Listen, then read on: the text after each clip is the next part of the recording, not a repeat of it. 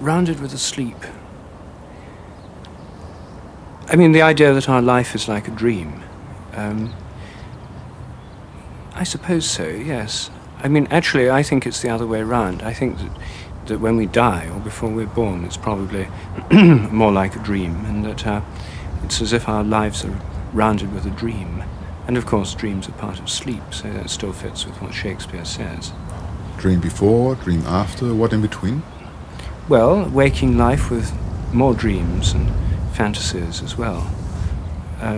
But I think that the dream... Well, I suppose it depends what you mean by dream, but dream is entering into a realm of possibility, of fantasy, of imagination.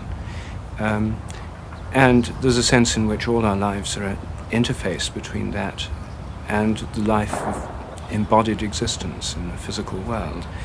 And I suppose part of the business of science is to explore that interface, because you could say scientific theories come from the dream realm. In fact, some of them come to people in dreams.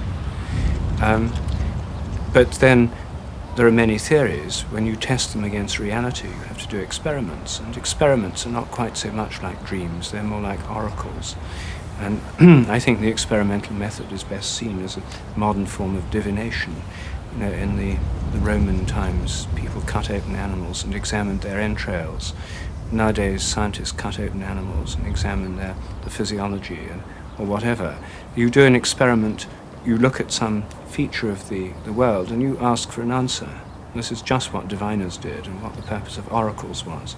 So I think that the experiment serves the role of the oracle, and somehow these experiments modulate our scientific dreams, at any rate. They're subject to some kind of check, whereas the ordinary idea of a dream is that it's free, independent, and has nothing much to do except with one's memories and possibly one's future, one's desires, but is somehow unlimited by reality. Well, science is limited by reality through the experimental method.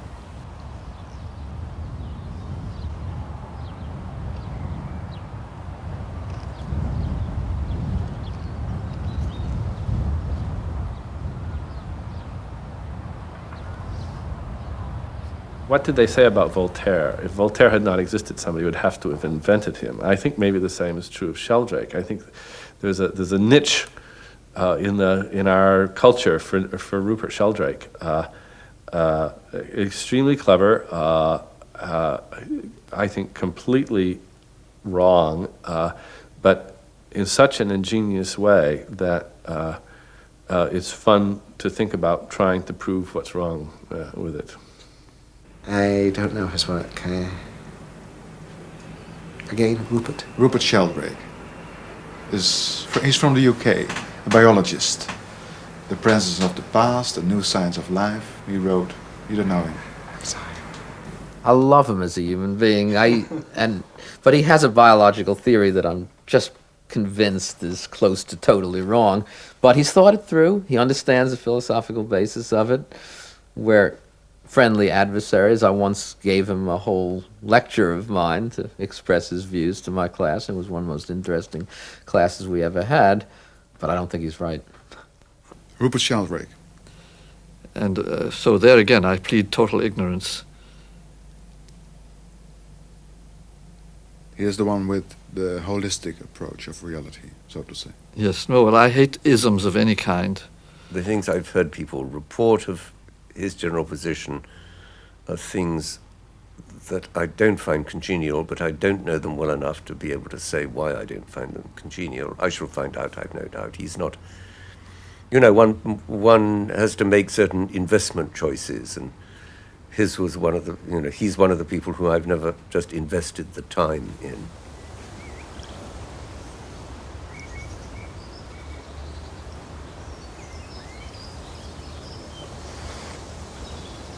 Hij woont in Hampstead, die schitterende, beboste wijk van Londen. Vol heuvels, waar ooit ook Oliver Sacks opgroeide. Tijdens de samenkomst zal de celbioloog en biochemicus Rupert Sheldrake het zwaar te verduren krijgen. Geen idee heb ik nog of en hoe hij die strijd zal overleven. Ik zal u tonen, schrijft Sheldrake, hoe mijn hypothese van de formative causation leidt tot een nieuwe en radicaal andere evolutionaire visie op onszelf en de wereld rondom ons. Er is geen woord Spaans bij. En het is juist. Als Sheldrake's opvattingen over het bestaan van morfogenetische velden ooit zullen worden bewezen, dan zal hij de nieuwe Darwin en Einstein in één persoon zijn. Het venijn, zowel als de fascinatie, zitten in dat woordje als. Later op de middag zullen we praten over Sheldrake's wonderbaarlijke experimenten. Vooraleerst zijn er de omtrekkende bewegingen, via bijvoorbeeld de ontdekkingen in zijn kinderjaren. I was on the family willow farm. My grandmother's family grew willow trees for making baskets. And I was staying at the family farmhouse, and I was outside with an uncle. And I saw a row of willow trees with rusty wire hanging between them. So I said to my uncle, "Why is that rusty wire hanging between those trees?" And he said, well, we made a fence out of willow stakes, and the fence came to life. And I looked, and of course then I could see that each of these was like, you could see how each had been a fence post, and these wooden posts had formed shoots and roots, and it wasn't a fence anymore, it was a row of living trees. And this made, really a tremendous impression on me, because this sense of the dead things coming to life in such a vivid way that you could directly see. The whole thing lasting only maybe 10, 20, 50 seconds. I don't know how long this incident lasted. But when I remembered it, this particularly vivid incident, I then saw, both to my surprise and delight and also to some extent horror, that in this childhood memory was summarized much of my subsequent scientific career. I spent years working on plant development and the behavior of isolated stem cuttings, and a lot of what I did subsequently was foreshadowed in this particular memory. Ooit gefantaseerd, als kind, dat je onzichtbaar was en dat je dus alles van de wereld te weten kon komen en de wereld onmerkbaar kon veranderen? Nee, zegt Sheldrake.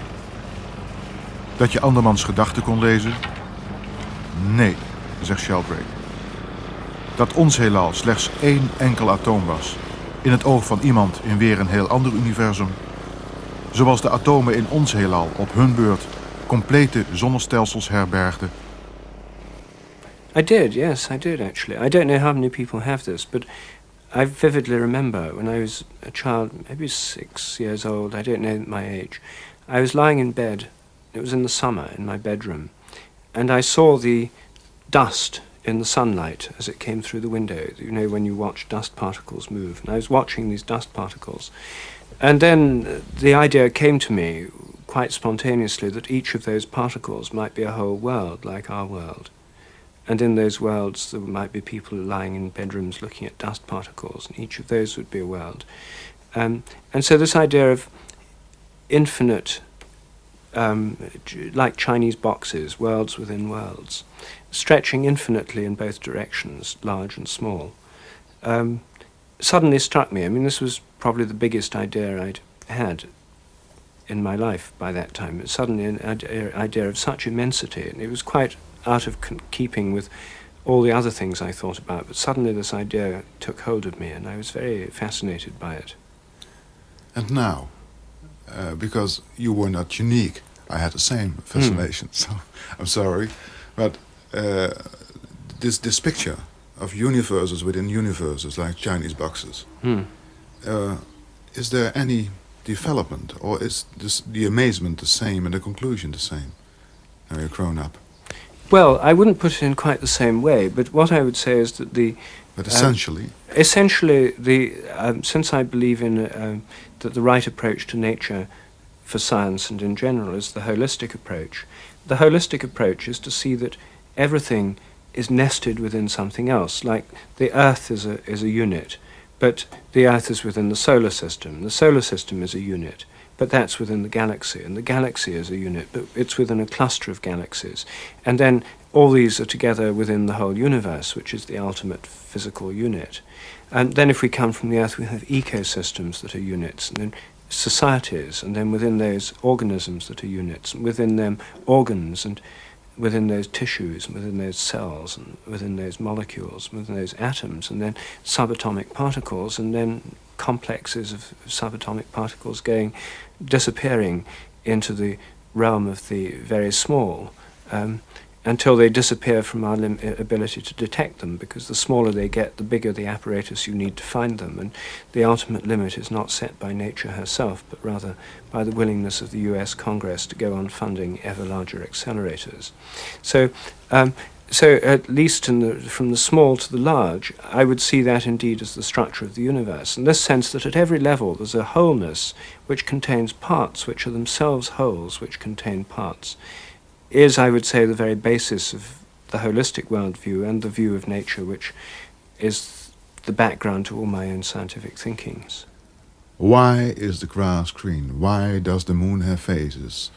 Why is the sky blue? Oh, yes. Children's questions. Are your children asking you the same questions you asked your father? Well, I can't remember what I asked my father, but I imagine they must be the same kind of questions. I mean, these are very fundamental questions. And my children are very fascinated by death, for example. They ask about what happens when you die. Why do things die? They're very interested by stories of witches and giants that eat up children. They're very concerned with the whole question of being eaten and eating and killing and dying. These preoccupy them tremendously. All the stories they like have to involve elements of wicked witches or wicked giants. Why is that? Who eat little children. I don't know. I think children, the whole question of eating and the nature of eating and the nature of death and destruction and killing fascinates them, partly because we don't eat meat, you see, so they think about animals and killing animals, and why do people kill animals, and why do animals kill other animals? What do you say in reply? Well, I explain that in nature things have to eat something, and animals either eat other animals or they eat plants, and even if you eat plants, you kill them, but there's all this eating and killing going on as part of the structure of nature. But if you look at the fairy tales that young children read, Grimm's fairy tales, for example, it's amazing how many of them involve stories of killing, eating, or life-threatening situations of various kinds. And then it became clear to me why young children may be so obsessed with this, because I don't know about Holland, but in England, a very common phrase, we have you saw our two-year-old. Very often, adults will come and they'll pick him up and they say, "You're so gorgeous, I could eat you up." Now, what must a 2-year-old child think when an adult picks him up and smiles and says, "You're so gorgeous, I could eat you up"? Especially when he hears stories about wicked witches and giants that eat little children every day. I mean, it must be very confusing, and I don't know why adults say it, but this is a big issue for young children. Oh zeker. We moeten het vooral hebben over Sheldrake's omstreden ideeën en schijnbaar bizarre experimenten. Maar nog zijn er de omtrekkende bewegingen. Schitterend is het decor achter Sheldrake's rug intussen. Een schitterende moordmachine. Mensen die troost vinden in de natuur hebben geen idee wat zich onder hun ogen afspeelt, schreef Stephen Jay Gould, Sheldrake's komende tafelgenoot. De natuur is één gewelddadige, amorele bedoeling.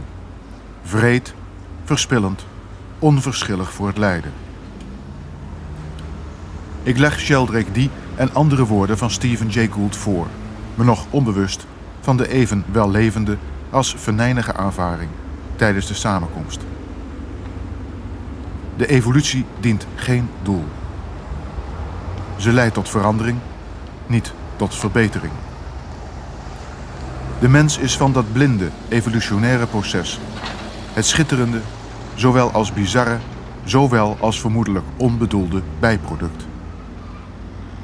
Het idee dat de mens het hoogstaande eindproduct van de evolutie zou zijn, is een perversiteit. I think there's an urge to reproduce and survive inherent in organisms. It's obvious, it's a basic truth of life. And I suppose the real question is there more to life than that? I mean, I think the problem with usual theories of purpose in evolution is most people who think there's a purpose in evolution think that the purpose is to produce modern scientists or modern Europeans or something like that. And I personally find it hard to believe that the purpose of the entire cosmos culminates in President Bush or something like that. I just don't find it a very plausible theory. So ones that are too human-centered seem to me inadequate theories of the purpose of evolution. So the trouble is, on the one hand, theories of cosmic purpose usually end up with what seems to me a rather banal sense of that purpose, namely the appearance of human beings on one small planet in a vast cosmos. And so I find a problem in saying, well, if there is a purpose, well, what is it? Perhaps the purpose is greater complexity, consciousness, self-consciousness. I mean, one could give answers like that.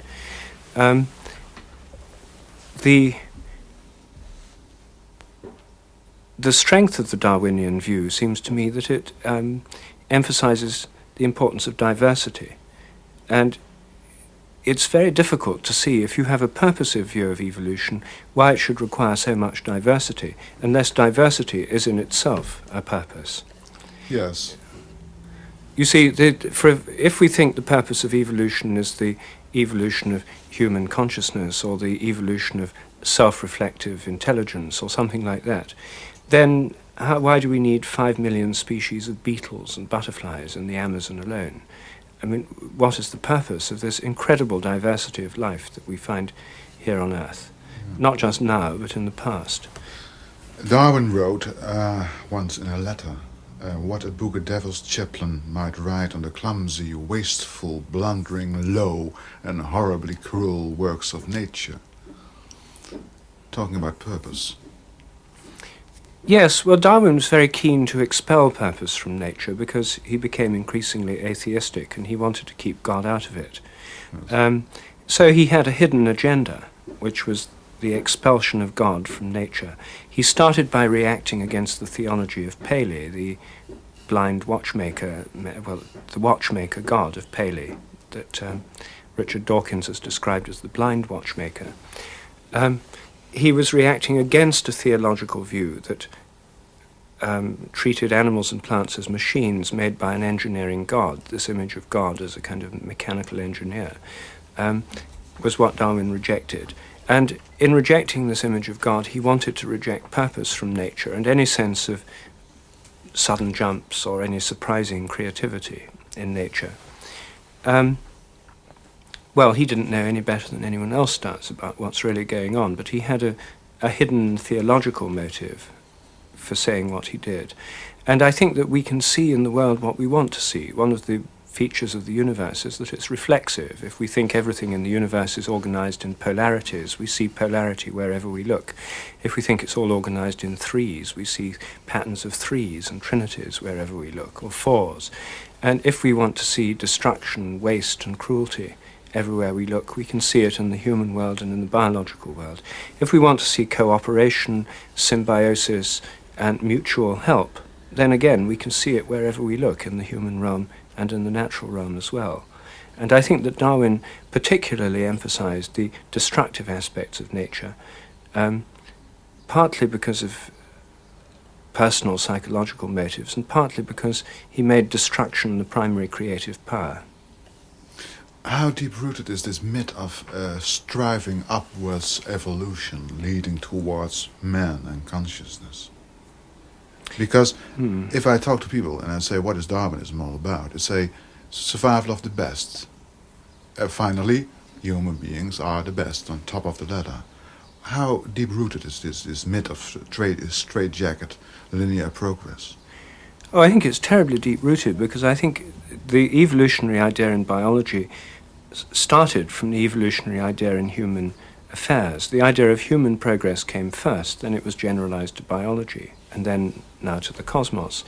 But the idea of human progress, which was part of the ideology of the late 18th century, the Enlightenment, the rationalists, was the idea that through the reason, particularly through scientific reason, modern man has risen above the superstitions of the Middle Ages, the Catholic religion, or indeed any religion, and that in turn has risen above the primitive, ignorant superstition of animistic tribes and societies, barbaric savages. And so this idea of human progress culminating in the 18th century gentleman as the ultimate peak of the human development from savagery or barbarism to civilization, and then from civilization to scientific civilization, and the Enlightenment intellectual being the peak of the whole thing. This is so deeply built into the ideology of intellectuals and of the whole Enlightenment and rationalist view. Even now and again and again. Even now. Yes, because it's what sustains the Enlightenment view that our civilization is superior to the civilization of our grandfathers and our great-grandfathers, and certainly to that of the Middle Ages, and also to that of all other tribes around the world who have to be educated into our way of seeing things because our way is the best. So this is still the standard ideology of the whole mainstream of Western thought. And given the fact that that kind of ideology came first, and then the evolutionary picture of life was added on, so you then saw the progression from the primeval slime as animals then crawled out onto land, and then monkeys swung in trees, and finally it ends up with civilized man, and nowadays, of course, people would say civilized woman as well. This evolutionary progression is so deep-rooted in our ideology that it's extraordinarily difficult. How dangerous is it? Well, I don't think it's... it depends how you take it. If you take it that our civilization has the right to exterminate all other cultures, not through force any longer, because we think of ourselves as civilized, but by exporting our technological industrial system, our educational system, and our scientific worldview, which we've now done to the rest of the world. I mean, as soon as anyone discovers a backward tribe living anywhere, if there are any left, then they'll want to move in, build roads, have development agencies, UNESCO will set up schools and so on, so they can be turned into people just like everyone else, and within 10 years they'll have television. That's what's happening in the world today, and it shows an extraordinary intellectual and cultural imperialism on the part of the technological advanced societies. The very word advanced or developed, you see, implies that they're higher and better. And when extrapolated to the whole of nature, it means we're the most evolved things in nature because we're more conscious, more purposive, and so on. And in fact, all other animals and plants are supposed to be totally unconscious or only the most rudimentary kind of awareness. Only we have this magical self-reflective consciousness. And then, if that's taken to give us the right to exploit the rest of nature, use it as we like, we then have the roots of the ecological crisis. So I would say that this particular way of thinking is extremely deep-seated. It underlies the thinking of a great many evolutionary theorists, including Darwin, and is one of the things that's caused the great problems of the modern world. Is er iemand die tijdens de samenkomst straks zal twijfelen aan die conclusie van Sheldrake? Geen idee nog. Ik weet voorlopig alleen dat Sheldrake wel een enorme aanvaring moet krijgen met Stephen Jay Gould. Gould die geen moment gelooft in Sheldrake's ideeën over morfogenetische velden. Nog steeds zijn we bezig met de omtrekkende bewegingen. Rustige wijk intussen, Hampstead. Vriendelijke mensen ook. Maar wat hebben ze in hun hoofd? Een mysterie dat zijn eigen, voor ons ongrijpbare wetten volgt en maakt. Eén panopticum van voortdurende innovatie, zoals Oliver Sacks meent. Of een reusachtige computer, waarvan we alleen de basisprogramma's, de hardware en software hoeven te ontkurken, waarna we de hele boel zullen hebben begrepen, zoals Daniel Dennett meent. Wat er ook gebeurt tijdens de samenkomst, de ruzie tussen Sheldrake en Dennett is een gegeven. Tussen hen beiden lijkt geen enkele verzoening mogelijk. I think Dennett's approach is it shares this mechanistic obsession of the idea of the machine as the central paradigm. You see, I think the problem of the last 300 years of mechanistic science has been to take to assume that the only valid form of thinking about nature is to use machine metaphors. Previously, you see, people had always used organic metaphors. You used the metaphor of organisms, of animals, of plants, of trees, of people, of families. These are the kinds of metaphor that permeate all traditional thinking. They're the stuff of myth and of poetry. Since the 17th century, there's been an attempt to substitute in rational scientific thinking a single source of metaphor, namely man-made machinery, as the only valid source of thinking about nature. I think it's an intensely anthropocentric thing to do. It takes a particular one aspect of human activity, a very recent one also, and projects this human obsession with machinery onto the whole of nature. So then the question is, are we ourselves machines, and that people were machines, but with this rational mind, a God-given rational mind somewhere inside the head, that controlled the machinery? Well, this Cartesian dualism has been the dominant model in the West ever since the 17th century. And the main way that people try to deal with it is by denying that there is anything autonomous about the rational mind. The materialist wants to say, well, we're machines just like everything else in nature. And so then you have to explain the thinking, conscious mind. So then you have to say, well, we're intelligent, thinking, conscious machines. But there aren't any intelligent, thinking, conscious machines. So then you have to say, well, then we'll invent them just to prove that we're intelligent, thinking, conscious machines.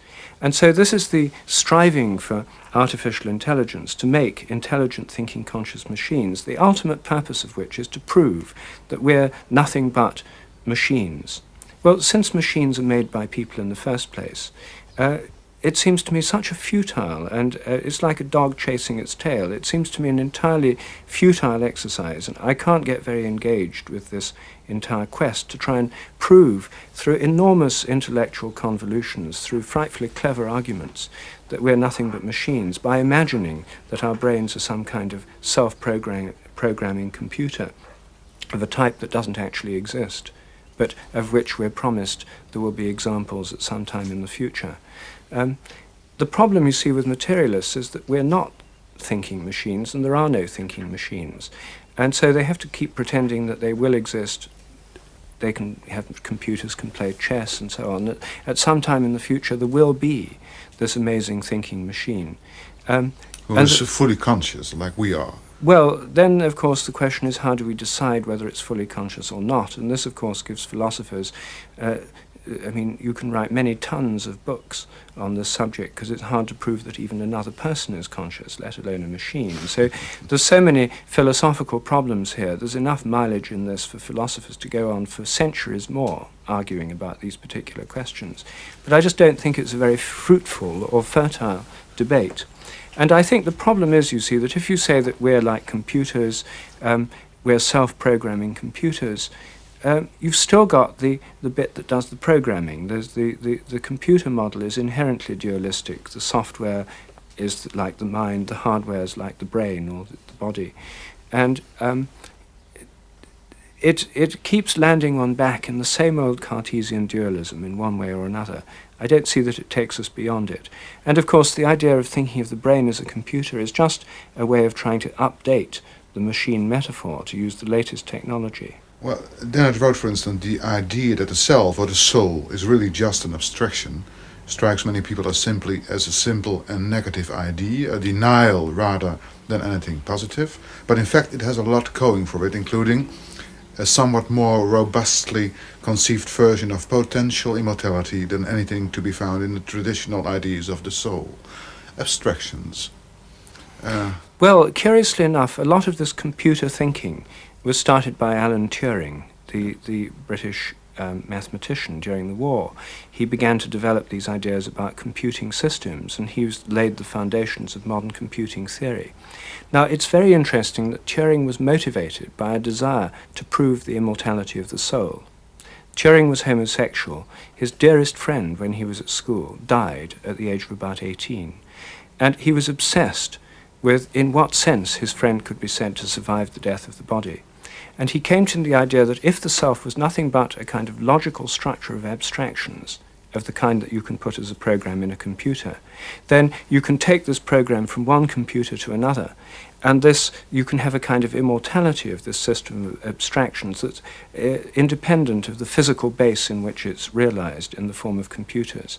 So there's a sense in which this dualism of body and soul, or program and machine, which is present in the computer metaphor, and which Dennett may be alluding to, was built in right at the very beginning by Alan Turing, and one could even say that this was part of his motivation for doing it. It was to find a way of proving a kind of immortality without having God or anything to do with traditional religion. It was to find a kind of abstract mathematical basis for a sort of abstract immortality. Iedereen die we filmen, in Hampstead, die vriendelijke wijk in Londen, zal binnen hooguit 100 jaar gestorven zijn. Maar in North Andover, USA, zal Daniel Dennett geduldig uitleggen dat dat op den duur niet meer nodig zal wezen.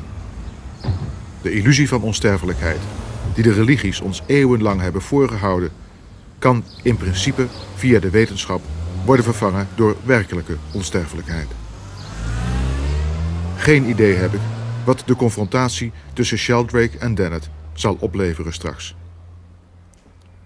Deze mevrouw, 100 meter van Sheldrake's huis.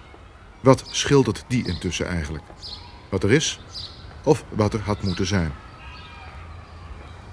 Ik leg Sheldrake opnieuw de woorden voor van Stephen Jay Gould.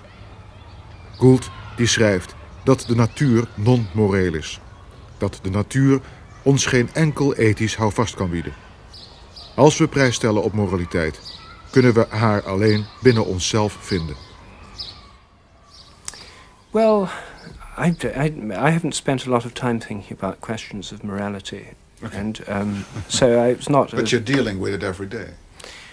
Yes. You're making everyday's choices about morality. Oh yes, I mean I'm interested in the whole subject, but I mean I haven't spent a lot of time thinking about how it relates to the uniquely human.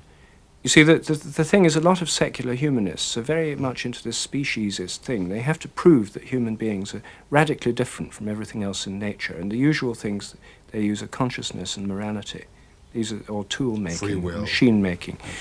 Well, these are the standard arguments, and they're used, of course, to justify the fact that it's wrong to kill people, but it's all right to kill cows to make hamburgers, or battery chickens to have Kentucky Fried Chicken. You've got to have some kind of justification for the way we behave. So I would say, though, that if you look at the natural world, that most of the things we think of as moral features are things that we can find pre-shadowed in many ways in the natural world. For example, parental care and affection, which are a basic aspect of responsibility. Moral responsibility towards children is a key part of all human societies. And when you look at the behavior of birds looking after their young, and animals in general, and the way they care for their young and raise them, you could say that here we see maybe an unconscious or instinctive, but we certainly see the principles of parental care and responsibility at work. But when you're looking at caterpillars eating their own parents, then you can say, well, here we are back again with Darwin and his cruel, horribly cruel world. Well, it's where you're looking at. Well, I mean, I don't know whether more caterpillars eat their parents than people kill other people. I mean, if you look at human wars, it's not a very impressive record for human beings being distinctly better than other animals in terms of not killing each other. In fact, I'd say we're probably worse than most in terms of our record in killing members of our own species. I think the problem, you see, is to take the moral as the distinctively human, is to take a theoretical argument. It's to fall into a kind of narcissism where we look at an idealized reflection of ourselves. If you look at the reality of human behavior, then you find brutal massacre and killing of members of our own species is part of what people have done for a long time, and the so-called modern civilized world has done more of it than most. And the recent Iraq war showed, that it was considered perfectly all right to massacre with weapons of mass destruction tens of thousands of retreating soldiers, things that in the past would have been considered inconceivably brutal are now considered perfectly normal. And so there's no growth of morality, it seems to me, with the advance of technological civilization. And if you look at the actual practice of human beings, and you look at, do human beings on average kill each other more or less than the members of other species? The answer is I think they kill each other more than the members of most other species do. Look, for instance, in the wolves. Yes, and look at it's very rare to find animals killing other members of their own species. But it's quite common to find human beings doing it, and modern civilized societies like our own are still, in Britain, still building weapons of mass destruction. Enormous increase going on at present in British nuclear armaments. Why? I mean, the capacity to destroy hundreds of millions of people, considered perfectly normal. In fact, it's being expanded. So I find the morality argument as a kind of species badge of honor not a very strong one. I mean, it's certainly the case that human beings... But morality would make us unique. Well, the trouble is that morality, as conceived by Enlightenment philosophers, seems to me a kind of abstraction. If you look at morality as practiced in traditional societies, it's not usually elevated into some enormous moral code. It's more in the question of custom or habit. And that, I think, is the natural state of human morality, and it's closer to the kind of implicit behavioral norms that we find in animal societies. Bees, wasps, ants, flocks of birds, all of them have ways of cooperating together. That means that the individual members of the society work together, usually fairly harmoniously, in a way that's mutually beneficial. And this we find in human societies. We're social animals, and as such, we find that our societies are influenced by social bonds and social norms, like any other social animal. We make it conscious, and we elevate it into the name of morality. But the word morality is quite a recent invention. I mean, in traditional human societies, the word morality isn't exactly used in our modern sense. So there are certain norms of behavior. You don't do certain kinds of things, and you can do other kinds of things. And if you do things that are prohibited, you're ultimately expelled from the society in one way or another. But I think this abstract notion of morality is not very helpful. That's my own feeling. The purpose of an individual in a traditional society is to live in accordance with the myths of the way the ancestors have lived. Innovation is not particularly relevant. In fact, it's a way of deviating from an established path that's been followed many times before. It's dangerous. Whereas our society has put a great emphasis on innovation and has correspondingly weakened the sense of following ancestral paths and customs, and therefore gives the sense that each new generation is somehow better, wiser, cleverer than the last.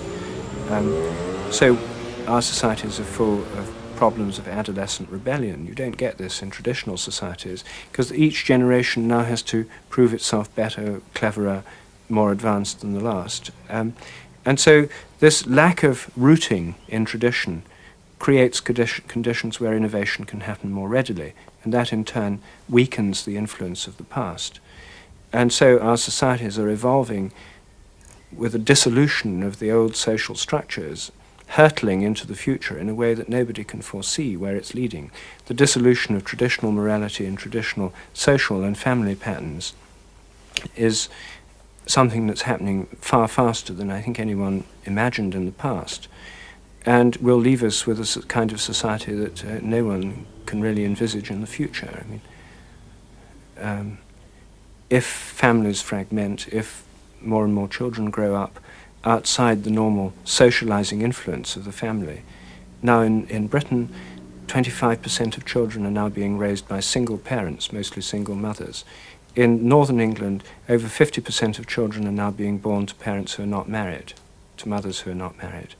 And so the traditional family system is breaking down, and nobody has any idea, it's never happened before, what happens to society if the principal socializing influences on children are no longer present. And yet this is a logical outcome of the dissolution of all traditional forms of social order. And I don't think it's leading anywhere that most people would welcome or look forward to. What do you expect? Well, I don't know. I think that it's very hard to envisage how a society can be changed when many people within it lack the basic elements of socialization, of being brought within social forms, constraints and customs. And I think this is the problem of inner cities in the United States, where there's now large areas which are full with what they talk of as a kind of unmanageable underclass that may not be possible to incorporate within the kind of consensus pattern of liberal democracy. Depends on individuals being strongly motivated morally through traditions. But if those traditions that sustain the individuals dissolve, the state, the liberal state itself, tries to be neutral. It's based on the model of science. It's based on a kind of scientific norm. The state is a technocratic structure to bring about services in a morally neutral manner, following the idea that in science you can separate values and facts.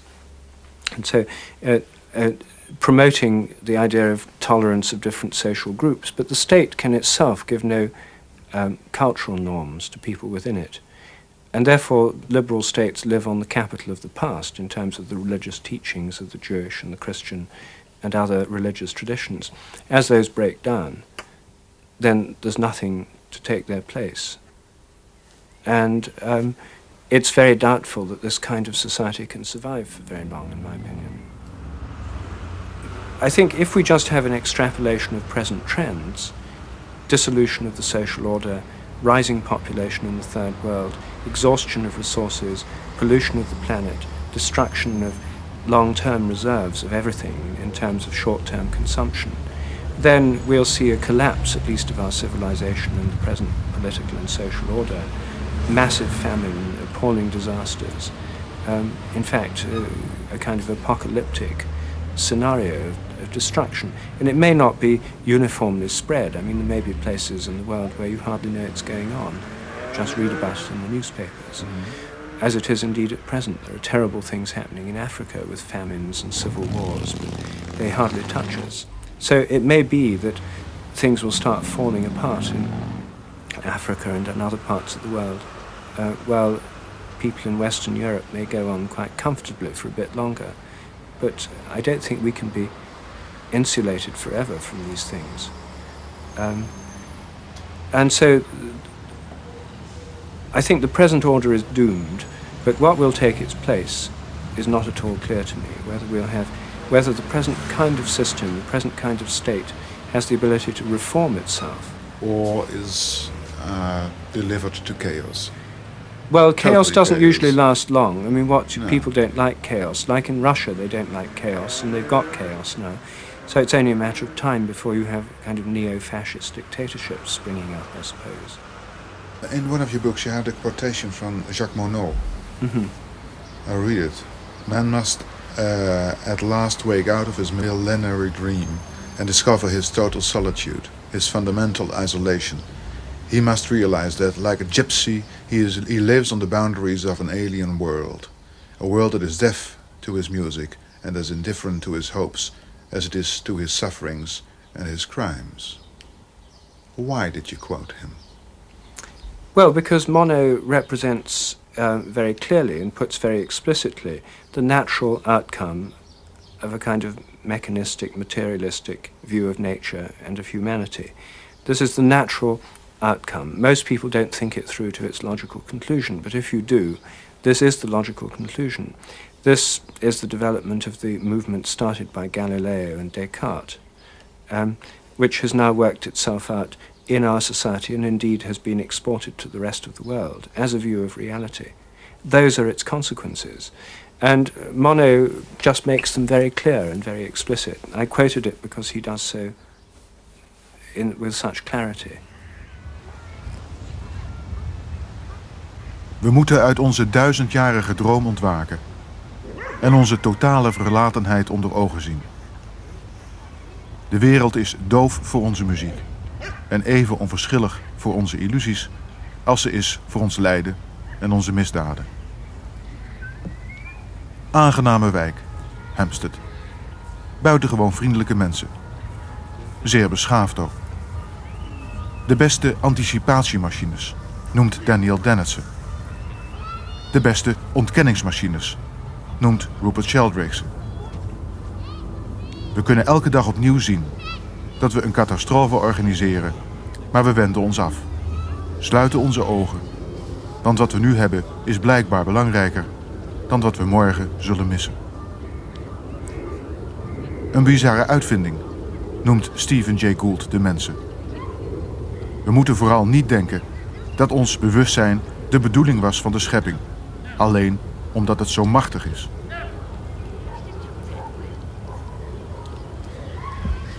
Intussen zit deze film niet logisch in elkaar. Sheldrake heeft een soort epiloog uitgesproken, The Present Order is Doomed, terwijl we het nog helemaal niet hebben gehad over zijn ideeën. De revolutionaire ideeën over evolutie en bewustzijn. Waar we mogelijk zullen eindigen, als samenleving, is onaangenaam duidelijk. Maar waar kwamen we eigenlijk vandaan? In die vraag schuilt de essentie van Sheldrake's omstreden theorie. En naar die vraag gaan we, als begonnen we opnieuw, terug.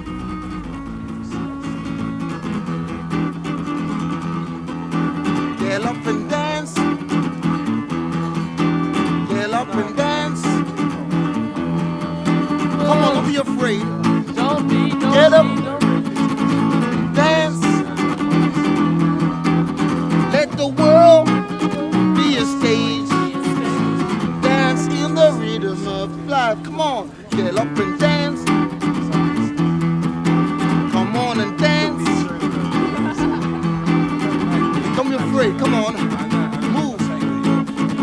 Get up. Do your thing. Dance. Dance. Dance in the rhythm of life. Come on. Move. Yeah. Dance. Dance. Dance. Let the world be a stage. Dance in the rhythm of life. Move.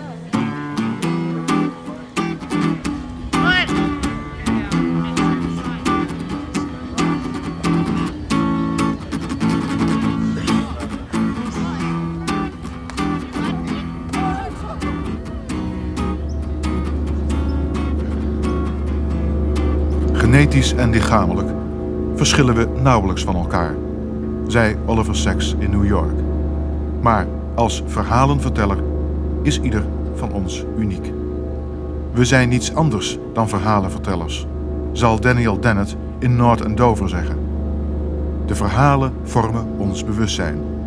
Het is niet zo dat ons bewustzijn de verhalen maakt. Sheldrake's benadering is een andere. We zijn opgebouwd uit herinneringen. Die van ons eigen leven, maar vooral uit herinneringen van ver voor onze geboorte. Die herinneringen vormen onze verhalen en tenslotte ons bewustzijn. En dat is allemaal goed en wel en helemaal tot je dienst. Maar als je zegt herinneringen, waarover praat je dan? Uit welke herinneringen zijn we opgebouwd? Welke verhalen kenden we al nog voordat we uit de baarmoeder kwamen? Of, om met Sheldrake te spreken, ver voordat we zelfs maar werden verwekt? Die vraag ligt aan de basis van heel zijn theorie. Ik vraag hem om te beginnen waar onze herinneringen zijn opgeslagen. Well, I think that where's the wrong question. Memory is a phenomenon of relation in time. And when we see that memory is principally to do with the interrelation of events in time, it's not immediately obvious that the question where plays much part in this. You see, where is memory stored immediately traps us in a whole set of spatial metaphors, and the problem is that we think of time in terms of spatial metaphors, the near future, the distant past. And so people think, well, there must be a memory store. So where is the memory store? Is it in the brain? Is it in the Akashic records, as the Theosophists would say, in some kind of ethereal realm beyond the normal realm? But all of these are ways of trying to find a place for memory. Well, I don't think it is in a place. I think it's a relation in time. I don't think it's stored in the brain, you see. I think we tune into our memories, that we directly tune into them involving a kind of transmission in time. This is a key part of my particular theory of morphic resonance. So memories are not exactly in places. I think that the past is potentially present everywhere, and that through similarity or whatever we then tune into or access aspects of past experience. But it's not, in the meantime, stored anywhere in particular. Penfield did some experiments. You wrote about it. What did his experiments prove? Penfield did some experiments where he stimulated the lobes, the temporal lobes of the brain of epileptic patients. And he found that when he stimulated them electrically in certain places, they had vivid flashes of memory. Now, we don't know they were actual memories. They may have been hallucinations, but they seemed like memories, and he assumed they really were. Let's assume they were. But his first conclusion was that this proves the memories are stored in the part of the brain he'd stimulated, which he called the memory cortex. In his last book, called The Mystery of the Mind, Penfield discarded his own earlier interpretation. He gave up the idea that memories were stored in the temporal lobes, or indeed anywhere else in the brain in particular places, and came round to the view that memories were curiously diffuse, that you couldn't localize them in particular places. In fact, in his last book, Penfield became a dualist, a kind of Cartesian dualist. So he saw the mind interacting with the brain, and he no longer felt the need to have a brain location for every kind of mental function. So my own view, you see, would be that the brain is more like a TV receiver than a video recorder, that you tune into yourself in the past. There's a kind of transmission through time by what I call morphic resonance from the past to the present. Before entering morphic resonance and your hypothesis of formative causation, just remembering, Freud stated, where is it? Prehistoric times have found their psychic repercussions in the heritage that in each generation only needs to be revived, not acquired. Children in many ways do not react according to their own experiences, but according to instinct comparable to animals, in a way that can only be explained by assuming that they have phylogenetic knowledge at their disposal. When I talk with Oliver Sacks, and he also writes about this, he is talking about pre-human memories that go back to the darkest corners of existence, and that providing his patients with images from the prehistoric and pre-human landscape. How familiar does that sound to you, this phylogenetic memory, the pre-human landscape we are living in, and although we are living now? Well, it sounds entirely familiar to me. I think that we inherit a great deal of collective memory from our ancestors, and I think it goes back a long, long way. Some kinds of things go back further than others, but, for example, the experience of a child on its mother's breast, a very fundamental experience very early in life, is I would say, in resonance with the experience of young mammals sucking from breasts, for 60, maybe 100 million years of mammalian history, that there's not much difference between a human baby sucking at a breast and a piglet sucking at a breast, or any other mammal sucking at a breast. And this has been the defining characteristic of mammals ever since the mammals first evolved. So there's something in this which many of us have had, or those who haven't have sucked at bottles which are breast substitutes, that involves utterly fundamental experience which is so similar to that of phylogenetic memory going back many, many millions of years that I think it would almost inevitably invoke or be related to this long, long series of memories. But Sacks is talking about pre-human landscapes. Well, so am I. The mammals are pre-human. They go back 60... even pre-mammal landscapes, even pre-dinosaur landscape. You understand what I mean? Well, yes. I'm not quite sure what kind of experience he might be referring to. I think that for many people, psychedelic visions, for example, people who take psychedelics and see astonishing visionary states, often describe things that could be regarded as pre-human. The psychologist Stan Grof, who's studied the effects of LSD on many, many people, has collected the stories they've told, and he's been driven to the conclusion that this is a particularly effective way of evoking a kind of pre-human memories, which normally would be suppressed. Most of us would spend a lot of time suppressing these archaic memories. They wouldn't come out in ordinary everyday life. They might come out in dreams, but we might then forget them. But in certain unusual and altered states of consciousness, they may become clearer. But the vast majority of that memory is unconscious, just as the great majority of our own memory is unconscious. Most of us can't remember how we developed inside our mother's womb.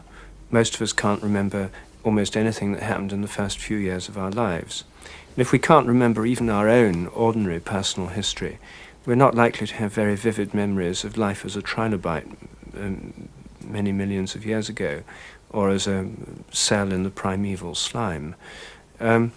So I think that the kind of memory that's implicit through this evolutionary history is essentially a memory of unconscious habits. And you could say that the cells in our bodies participate in the unconscious habits of cells right back to the first cell, including the way that cells divide and many features of cellular organization and behavior. But that these memories are not expressed as conscious reminiscences in any sense. They're more like the kinds of memories expressed through our own habits. Like when you ride a bicycle, you can't really talk about it. You can't say why you do it, but it's certainly a memory. You have to learn it. You get on the bicycle, you can just do it. So that's a kind of memory, but it's not a kind of conscious reflection at all. And so I would say the kind of memory we inherit from our forebears and way back from pre-human ancestors is much more of that general kind, to do with habits. In the behavioral realm, these are expressed in animals as instincts, which are quite unconscious patterns of behaving. I'll quote you very short. I show how the hypothesis of formative causation points towards a new and radically evolutionary understanding of ourselves and the world we live in. We're there. This is something, and it's quite a promise. Could you try to convince everybody who's looking, what is formative causation? What are you heading for if you say that it points towards a new and radically evolutionary understanding of ourselves and the world we live in? We leave memory behind, it will return, but what is it? Well, I have to start with a historical description. In terms of evolution, we've recognized since the time of Darwin that there's a general evolution in the biological realm. Before Darwin, it was generally accepted there was an evolution in the human realm. There'd been an evolution of human consciousness. Hegel talked about this at the beginning of the 19th century. And in the 18th century, the progressive philosophers, the rationalists and so on, were obsessed with the idea of human progress, the idea of a progress of society from barbarism to civilization and then to science and so on. And it's a familiar story of human evolution. But they didn't think then that evolution occurred in the biological realm. Then Darwin showed you could have a scientific theory of biological evolution. So now human evolution was embedded in a much bigger evolutionary story, the evolution of life. But the physicists resisted the idea that physics or chemistry evolved. They were locked into a view of the universe as eternal, a great machine that went on forever, but gradually running down, running out of steam, running down thermodynamically. So they had a great machine that was gradually devolving, governed by eternal laws of nature that never changed, and by particles of matter and a quantity of motion that never changed, forever conserved the same. Life evolves, but the laws of physics do not. That's right. Physics itself doesn't evolve, and according to that view, the basic principles of physics are totally non-evolutionary. So that was the idea until the 1960s. Then the Big Bang revolution occurred in cosmology, and we now have a view that the whole cosmos evolves. The whole of physics and chemistry has evolved, that at one time even the fields of nature, the electromagnetic gravitational field, were not separate and distinct in the way they are now. They were part of a primal field, according to superstring theory. And then in the chemical realm, once there were no atoms, and certainly at one time there were no zinc atoms or iron atoms or aluminium atoms. These have all evolved historically in time as the cosmos has developed. And then molecules and crystals, once there were none of them, now there are many kinds. So the whole of physics and chemistry has also undergone an evolutionary development. So we now have a radically evolutionary cosmology, but a relic of the old thinking is still there, in that most people think that the universe is governed by eternal laws of nature. The laws don't evolve. Now, what I'm suggesting is that the so-called laws of nature are not fixed. If we live in a radically evolutionary cosmos, which since the 1960s it's been recognized, and even in physics, that this is the case, then why shouldn't the laws of evolution evolve, laws of nature evolve as well?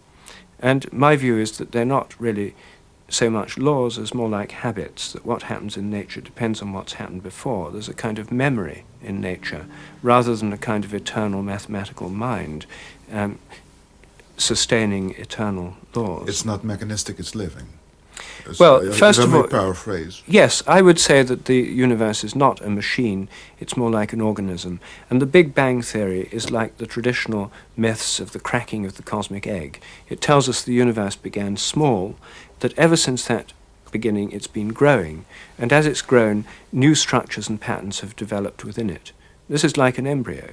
No machine starts small and grows and forms new structures, but a tree does as it grows from a seed, or an embryo does as it grows from a fertilized egg.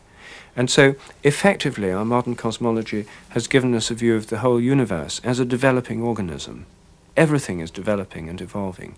So, I would argue the old idea of eternal laws, which fitted so well with an eternal universe, the universe physicists liked to believe in, and spent 100 years after Darwin, they resisted the evolutionary idea, tooth and nail, because it's so alien to the traditions of physics, which is radically non-evolutionary. But now they've finally gone over to an evolutionary view of the world. But still, there's this residue of the old thinking, the idea of eternal laws, and that's what I'm questioning, that's what I'm challenging. And so I'm arguing that the idea of formative causation gives us a sense of memory in nature, in all kinds of nature, in all aspects of nature. So we can think of the evolution of nature being accompanied by the evolution of the habits of nature, rather than the whole thing being governed by fixed laws that were all there at the moment of the Big Bang. So when I say this hypothesis gives us a radically evolutionary understanding of ourselves and the universe, what I'm doing is trying to extend the evolutionary model to its limit. Because you see, what we've seen is a series of extensions. First it was confined to the human realm, then to the biological realm, now to the realm of physical phenomena. But still, the idea that the laws of nature are eternal is the last residue of this old paradigm, this old way of thinking. And I think that's the next frontier that we have to extend the evolutionary model to. But formative causation, what does it really mean? What is a morphogenetic field, or what is morphic resonance? What do you mean by that? Well, the question is the question of form, order, pattern, structure. That's the question I'm dealing with. And you see, science has been quite good at telling us what things are made out of. It's rather like trying to understand a city like Amsterdam by going and analysing the bricks. You say they're made of a particular kind of mud or clay, and it has a particular composition. It will tell you something about the weathering of the buildings, the nature of the city, the potentialities of building in that material. But it won't tell you anything about the architecture or the layout of the streets. And so there's a formative, it's like the architectural principle, as opposed to the building materials. This is the aspect of nature which has been largely ignored by science. Spent a lot of time breaking things down and analysing what they're made out of. And of course, everything's made out of something or other. At least every body is made out of bits and materials. And so you can always find answers that way. But when you break things down to look at the bits, you lose the form, the structure. If you knock a house down to analyse the materials it's made of, then you've lost the form, the plan, the structure of the house in this very act of analysis. And in nature, the question, especially in biology, of form, of pattern, of structure, And it's also in chemistry, because chemistry is a science of forms. Molecules have particular forms, and so do atoms, and so do crystals. All these forms require an understanding of the formative principles that give rise to them. And that's what I'm talking about in formative causation. I think that formative causation is the kind of causation responsible for form, structure, or pattern. And I think that the causal influence on this is what I call the morphogenetic field, or more shortly, the morphic field, from the Greek word morphe, meaning form. So I think each kind of thing has a field which gives it its form, pattern, structure, or order. And that this field, which is like the plan or the shaping influence on it, has the form it does because of a kind of memory. There's a kind of memory inherent in this field. So if we take an animal like a giraffe and we consider how it grows or develops, then we would say it's shaped as it grows as an embryo and as it grows up after birth by the fields of its species, the morphogenetic fields of its species. But then how do those fields get the form they do? I would say they get them from previous giraffes by the process I call morphic resonance, an influence of similar things on subsequent similar things. So the fields that organize things have a kind of inherent memory within them. They are non-material? They're non-material, but they're physical. To explain that, I have to say... Like gravity is physical, yes, and non-existent itself. Yes, the gravitational field is physical. It has physical effects. It's part of nature. Physis, in Aristotle's word, was nature. The Greek word nature is the basis of our word physical. It's part of nature, the gravitational field. But it's not material in the sense that it's made of matter. You see, when Newton first thought of gravitational force, the question arose, well, what's it made of? How does the moon affect the tides on the earth? What's in between? And some people said, well, if it's something that happens, it must be made of matter. So there must be subtle matter, the ether. They invented a special kind of subtle matter to be the basis of the field. But what Einstein showed was that we don't need the ether as the basis of electromagnetic or gravitational fields. They're themselves made of space or space-time. Fields are patterns in space or space-time. And matter is made of fields and energy rather than fields being made of matter. Mm. So I would say the morphogenetic fields and morphic fields in general are physical. They're part of nature. They have physical effects.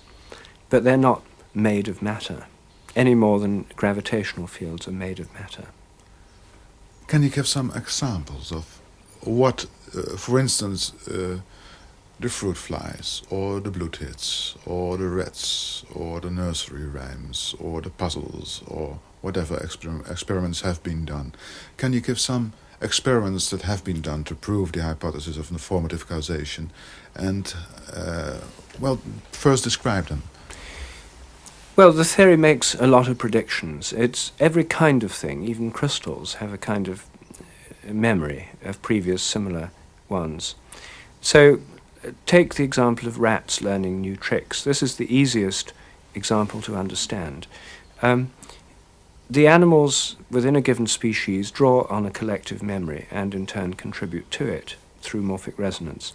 So if you train rats to learn a new trick in London, then what I'm saying is that rats in Holland, in Germany, in America, in Australia, in Russia, all around the world, rats should learn this same trick more quickly just because the rats have learned it here.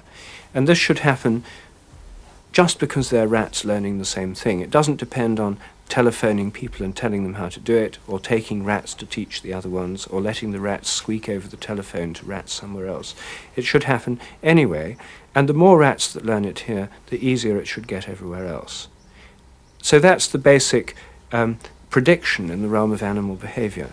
And prediction? That's a prediction. And then, in terms of what happens, first of all, there's quite a lot of circumstantial evidence from studies of rats and other animals that, as people have studied them in laboratories over the years, they've shown quite dramatic improvements in learning rates in standard laboratory tasks. And these improvements have been found all over the world in a way that's both puzzling and mysterious. And because there's no theory in science that could explain this, until morphic resonance came along. These results have simply been ignored. They're lying around in the archives of science. So one of the things I've done is dusted off a whole lot of existing experimental data which provide quite good circumstantial evidence for morphic resonance. What about the blue tits? It's one Well, of the the blue more tits famous. is, the blue tits is another example, and the blue tit example is one of the few cases we have of a new pattern of animal behavior spreading and the rate of its spread being carefully monitored. Normally people don't study these things in any detail. In this case, thanks to the efforts of hundreds of amateur bird watchers all over Europe, this was studied. What happened was that blue tits, these little blue birds, blue-headed birds, discovered in about 1920 that when milk was delivered to doorsteps in England, that they could tear the top off the milk bottle and drink the cream. And when this had first been discovered, about 20 years after milk deliveries began in England, nothing happened for 20 years. Then a blue tit in Southampton in southern England discovered this, and it spread locally, and the other blue tits copied, until lots of them were doing it. And then the habit turned up somewhere else, far away, far further than blue tits could have flown. So, because they don't usually move very far from their home. So they couldn't have told each other. They couldn't have told each other. It was discovered independently in another city, and then somewhere else. And the rate of independent discovery, which was carefully documented, accelerated. More and more of them were learning to do it, until by the late 30s or 40s, this was happening practically everywhere in Britain. And the rate of discovery accelerated in such a striking way that the professor of zoology at Oxford, Sir Alister Hardy, came to the conclusion that something like telepathy might be involved. It seemed mysterious to many people at the time. But the most interesting results are the Dutch ones, because once British blue tits had started doing this, then continental ones started in Holland, in Sweden, in Denmark, and other countries. And the habit spread in Holland as it did in Britain, similar pattern. But the difference is that in Holland, when the Germans invaded, the delivery of milk bottles stopped.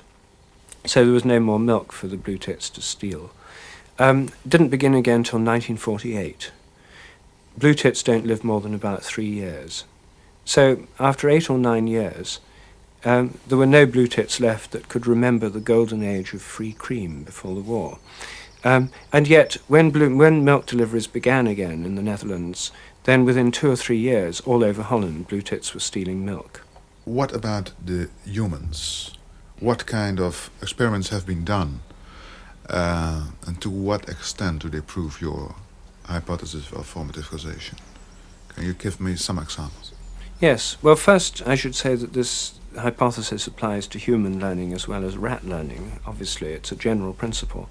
And so it means that it should be getting easier, for example, for children to learn to program computers just because many have learned to do it, or to play video games because many have learned them already, or to solve the Rubik Cube. These predictions in the human realm are supported by a certain amount of, well, a lot of circumstantial evidence, but we need to control for all the other variables. So you have to do quite specific experiments. And a lot of experiments have been done now on morphic resonance in human psychology. 2 or 3 have given inconclusive results, but the great majority, something like 90% of the experiments that have been done, have shown quite clear effects in the direction of morphic resonance. To give a few examples, the easiest to understand, although not the best experiment, is one that was done with crossword puzzles here in England 2 years ago. This was done at Nottingham University, and the person who did it, a young woman called Monica England, reasoned as follows. If morphic resonance is happening, it should be easier to solve today's crossword puzzle tomorrow than it would have been yesterday, because so many people have done it today. Now, hundreds of thousands of people do newspaper crosswords. So to do this experiment, all you need is to persuade a newspaper to supply their crossword in advance, so you can test people before it's published and after. And we persuaded the London Evening Standard newspaper to supply their crossword in advance for this experiment. And the day before it was published in London, students in Nottingham were tested with this crossword and with a control crossword that was not published during this period. 10 minutes on each crossword to solve as many of the clues as they could. And then you mark it to see how many they've got right, and that gives you a score. And then other students were tested after it had been published in London. And this newspaper is not circulated in Nottingham, so none of them would have done the crossword. And it turned out that the score on the test crossword increased quite substantially by about 20%, whereas the control crossword didn't change at all. This shows that the test crossword became easier to do after people had done it in London. Now, the control was controlling for individual variations in crossword solving skills. That didn't change, you see. You look at the test results relative to the control.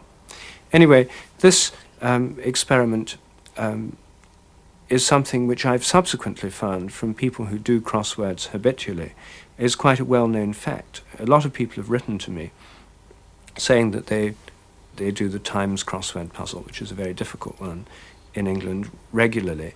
And they've often found that they do better if they do it in the evening of the day that it's published, or even the next day, rather than if they do it straight away in the morning. Because? Because so many people have already solved it. Well, the people who have found this by experience have no explanation. They just have found this by experience. And when the results of this crossword experiment were published, then suddenly they found an explanation for something they'd discovered by themselves.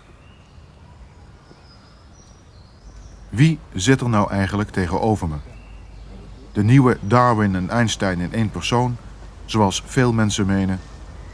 Of iemand die, zoals veel van zijn komende tafelgenoten oordelen, een geniale theorie heeft ontworpen die hopeloos fout is? Wat je ook over de theorie mag denken, de experimenten lijken onthutsend. Mensen die het oude Morse-alfabet veel sneller blijken te leren dan het nieuwe Morse-alfabet, dat toch veel logischer en eenvoudiger in elkaar zit. Kinderversjes uit Japan. I've done some experiments with Japanese nursery rhymes.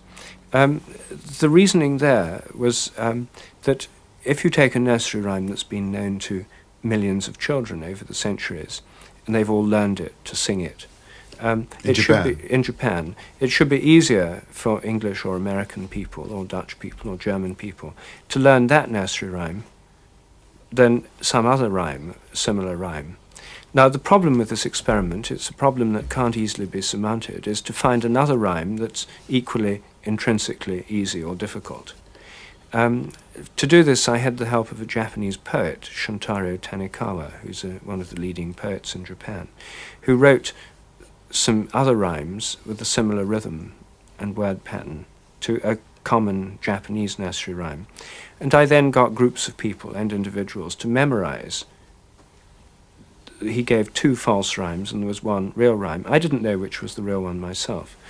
And got groups of people to memorize these rhymes by chanting them in the way that children do. And then later they were tested to see how much they could remember of each of the rhymes. And sure enough, they were able to remember more of the genuine nursery rhyme than of the other 2. Much more, or? Oh, yes. Well, they were able to... so they remembered it about twice as well as the others. It was quite a big effect. So this is the kind of effect one would expect. This, however, was one of the first experiments I did, and one of the problems with it is that you can never be sure that the new rhyme is equally difficult to the old one. So it's not as convincing an experiment as it could be. Nevertheless, I would have been worried if it hadn't worked. Yes. You wrote, when people learn something new, such as windsurfing, then as more people learn to do it, it should tend to become progressively easier to learn just because so many other people have learned to do it already. That is windsurfing. When I'm talking about the Industrial Revolution, for instance, it occurs in the Western Hemisphere, yes, for 2 centuries. Why did it not show up? Or why was it not imitated at the same time in, for instance, Africa, India, Indonesia, Latin America? Is this a stupid question from my side? No, it's not a stupid question, but I mean, the general question is one of parallel inventions and discoveries. There are many examples of cultural patterns that have evolved independently in different parts of the world, and archaeologists are often very puzzled by them. And in fact, that's why you get theories of people floating around the world on little rafts, carrying cultures with them. Well, in a world with morphic resonance, there's no need to have all these hypothetical rafts floating around the world, because people could pick it up anyway. Now, you see, the key feature of morphic resonance is similarity. If people are confronting a similar problem that other people have already solved somewhere else, they'll be more likely to find the same solution. But if they're not confronting that problem, then they won't come up with a solution. They won't resonate with the other people. So if you have two lots of people trying to solve the same kind of scientific or mathematical or technological or economic problem, you'd have ideal conditions for morphic resonance, and one of them may pick up what a solution the others have found. But if you have a tribe of people in Africa pursuing hunting or gathering, like pygmies in the Congo rainforest, and you have entrepreneurs in Victorian Manchester in England trying to find ways of spinning cloth more cheaply using industrial looms, there's such a difference between the problems that they're confronting that you wouldn't expect any resonance in that situation, any more than you'd expect the pygmies to start speaking English. But at the moment, the culture is faced with, for instance, aspects of industrial revolution. Really faced. We bring it there. They can see it. They can experience what is happening. At that moment, I should think they will take over, if you follow the hypothesis of formative causation. Well, as soon as you... I don't agree. I think that as soon as people are confronted with the kind of industrial mentality and the industrial artifacts and start thinking in that kind of way, I mean, the remarkable thing is that the Industrial Revolution has spread to all parts of the world. I mean, you've got factories all over Africa, South America. The remarkable thing is that precisely this way of doing things has spread phenomenally fast. As soon as the links of trade and exports of industrial goods and techniques of capital and investment and so on. Now, part of this is, of course, ordinary communication. I would never claim this as an example for morphic resonance because a lot of it depends on perfectly normal means of human communication.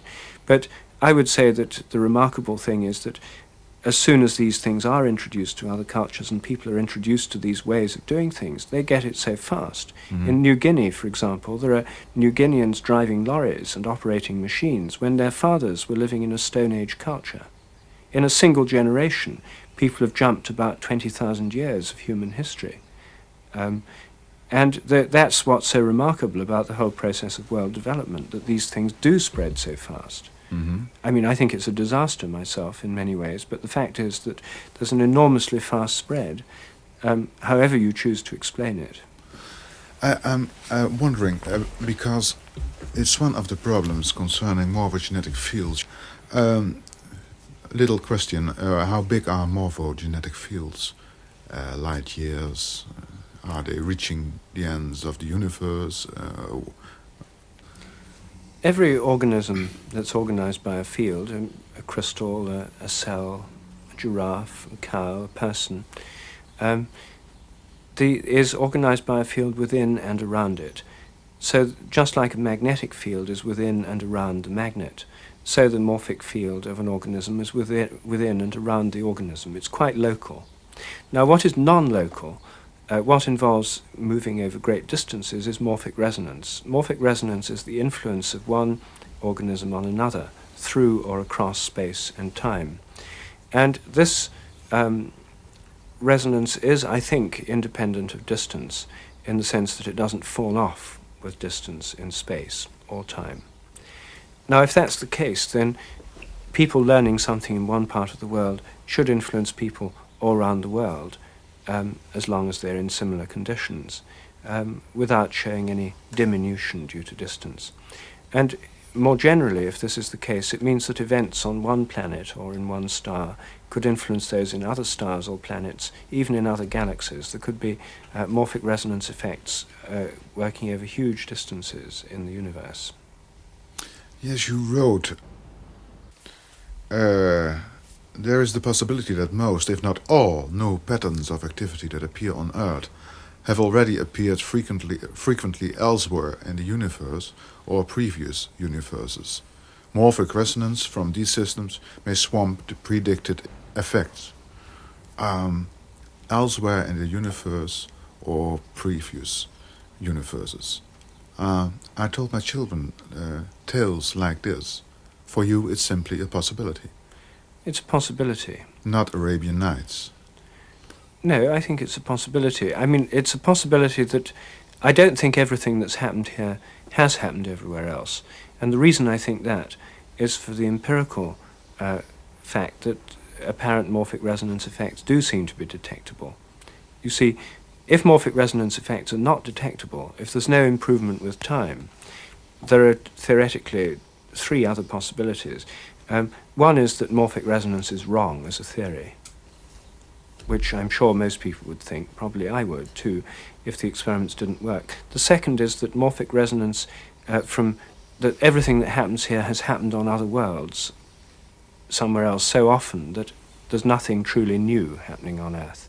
So you wouldn't see these effects because everything would already be governed by established habits. Mm-hmm. The third possibility is that morphic resonance works from the future as well as the past, in which case everything that's going to happen will also influence what's happening now.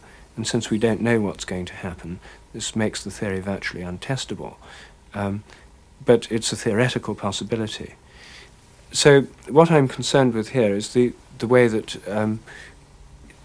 the novelty of things on Earth, if morphic resonance experiments yield positive results, in other words, if things get easier and easier, if we can see habits building up in nature, then either this shows that morphic resonance doesn't work over astronomical distances, or it shows that what's happening on Earth, these events that we're studying, are truly original in the cosmos. And so therefore, this opens up a theoretical possibility, an institute of cosmic novelty that could be set up on quite a low budget, where you could find out what's happened over the whole of the rest of the cosmos by testing for morphic resonance with the crystallization of thousands of different chemicals, for example. Now, if some of these chemicals turn out not to show a morphic resonance effect, if the crystals form the same way at the beginning and go on forming the same way, showing no habit, no tendency to crystallize better or faster, then we can infer these compounds have existed in a crystalline form elsewhere in the universe. If we find ones that do show this learning experience, that show this build-up of habit, we can infer that these have occurred for the first time here on Earth. So we can actually map what's happened elsewhere in the universe on a low-budget terrestrial laboratory without any need for expensive space probes, space shuttles, or other space technology costing many billions. Wie zou ooit geloven dat beelden, geluid en muziek door de lege ruimte kunnen worden verstuurd over duizelingwekkende afstanden, als televisie, radio en telefoon niet waren uitgevonden?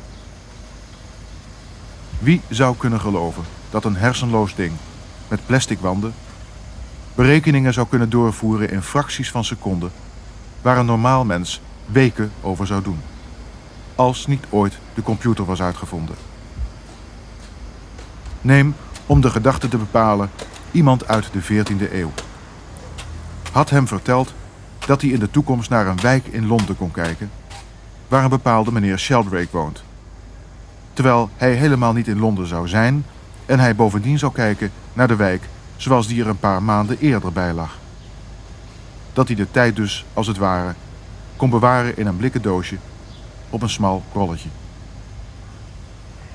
Dat is de voorlopige achterstand van Sheldrake en zijn theorie. Zolang zijn ideeën niet vertaald worden in praktische toepassingen, blijft het wetenschappelijke ketterij, rijp voor de brandstapel. What changes things fast is if you find a way in which a scientific discovery can be applied. If it then becomes a matter of business, commerce, everyday activity, then it doesn't matter about the theory. My primary aim is not applications of morphic resonance. I'm simply saying that when it reaches the point where it's applied, which may not be very far off, then it will take on a kind of reality in our present cultural context that it won't have until there are actual applications. What kind of applications do you think of as far as formative causation is concerned? What could be a technological application?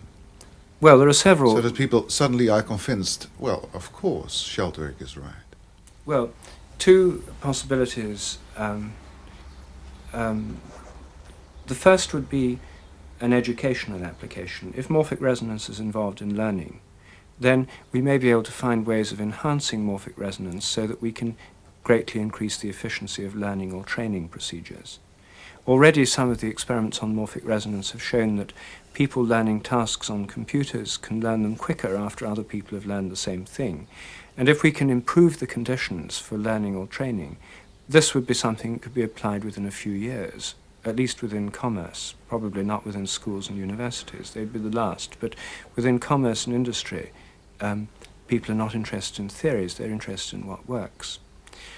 Another area would be, there's a possibility, it's a technical thing, that it's on the borderline of what's possible, but it's possible that there's that morphic resonance is at work in certain laser, the pathways lasers make when going through certain kinds of crystals. If this is the case, then it might be possible to develop a new kind of memory-based morphic resonance technology which would fit into modern optical computers. The new generation of computers will be optical.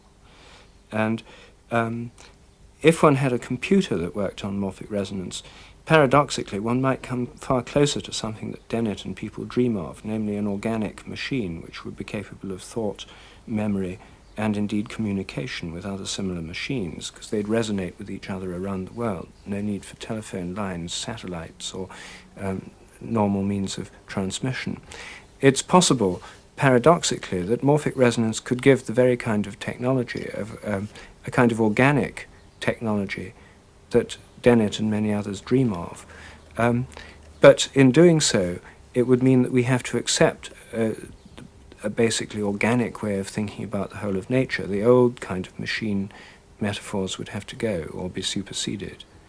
Now that kind of application, which I'm discussing at present with one of the leading Japanese electronic companies who are actually now doing research on this, could come true. And I don't know, I mean, it may not. It's an outside chance. Well, they and I both think it's an outside chance, 1 in 10, 1 in 100, I don't know. But if this happened, the world would be changed quite fast.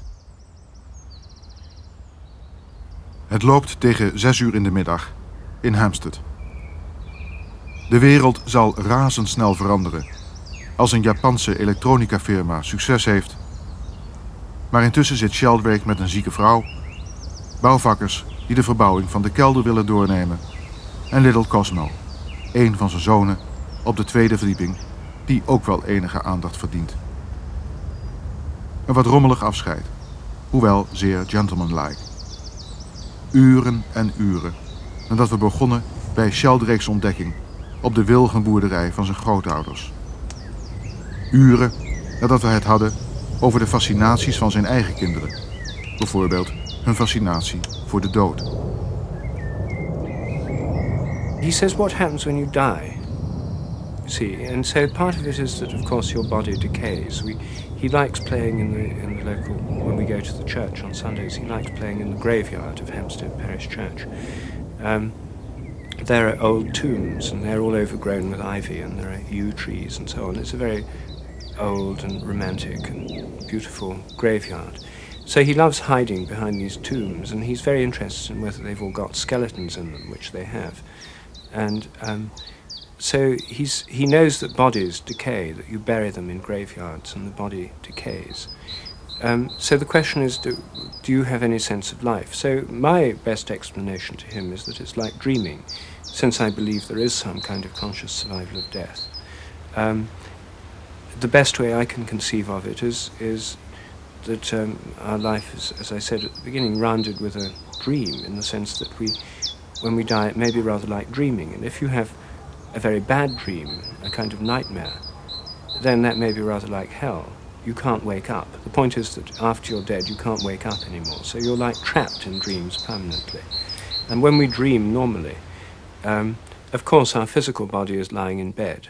But when we dream, we have the sensation of going to other places, talking to other people, seeing things, walking around, even flying. Now, none of these things that we're actually doing in our physical body. So we all have every night, even if we don't remember it, the experience of living in another kind of body, doing other kinds of things which our physical body is not doing. So we're familiar through years and years of dreaming, most of which we forget, most of which comes from our unconscious in ways that we're not aware of. Most of us don't pay much attention to dreams, yet we all have a dream life, which is a kind of parallel life to our ordinary life. Not in our ordinary body, but in what we could call our dream body, because we have an implicit body in our dreams, even if we're not aware of it. And this dream body then comes back into our physical body, and when we wake up, there we are. We've woken up, we forget about the dream. But at the moment we are dying? Well, at the moment we're dying, maybe the one way of thinking about the way we survive bodily death would be in a kind of dream body. Because, now, I leave aside the obvious question of what's the physical basis of the dream body. I'm just now talking about what we experience. Well, I mean, we can leave the brain out of it for the time being. I'm just talking about our actual experience. Our actual experience is of having another body in our dreams and of traveling to other places and seeing other things. And most people in most cultures for most of human history have believed that in our dreams we do, in some sense, travel outside our body. And sorcerers and shamans and witches have perfected the techniques of traveling consciously in dreams. In so-called lucid dreams, there's the ability, when you know you're dreaming, you can take control of the dream and use it to go and visit people in distant places, see what they're doing. And there are reports that people can really find out things they didn't otherwise know through this kind of dream travel. Anyway, this is something we find in all shamanic traditions and in all psychic traditions. So just sticking to the evidence as we experience it, leaving out of it theories about the brain, we could then see that when we die there's this sense of continuation in the dream state. And you can then see there could be different kinds of dreams, and we all have our own kinds of dreams depending on who we are, what our personality is like, what our interests and desires are. So the post-mortal dream state that we're in would very much depend on the kinds of people we are and the kinds of memories and experience we've had. And I think that the traditional doctrines of life after death fit quite well with the kind of dream state. The nightmare would be like hell. Ordinary dreams, which are neither completely good nor completely bad, would be like the Catholic idea of purgatory, where there's a continued development. You continue after death to have some kind of psychic life, but it's not the psychic life of the ordinary waking state. I think it may be more like the psychic life of the dream state. And then there may be within that the possibility of sometimes there are totally blissful dreams when there's a kind of liberation from the ordinary limitations of dreaming, and that may be the kind of final liberation from that intermediate state, a kind of mystical experience within the dream, which is possible, which some people have. I've had some myself. So anyway, this is the analogy, this is my starting point, and you asked me how I talk about it to my 4-year-old son, and that's the answer, that's how I talk about it. Now, if I were talking about it to somebody like Daniel Dennett, I'd obviously have to be talking about it in a completely different way, because he'd immediately bring in the brain and his theories about the brain and so on, which would be a different kind of discussion. Yeah, there's an illusion without an illusionist, like he calls a dream. Yes. They call it an illusion. Caused by this army of dumb idiots forming our brain experiences. Exactly. Well, I would say all that's just as much a theory as the other one, you see, that these are different theories. But one can start with experience. We all have experience of dreams. We are such stuff as dreams are made on, and our little lives are rounded with a sleep. Rounded with a sleep. I mean, the idea that our life is like a dream. I suppose so, yes. I mean, actually, I think it's the other way around. I think that when we die, or before we're born, it's probably more like a dream, and that It's as if our lives are rounded with a dream. And of course, dreams are part of sleep, so that still fits with what Shakespeare says.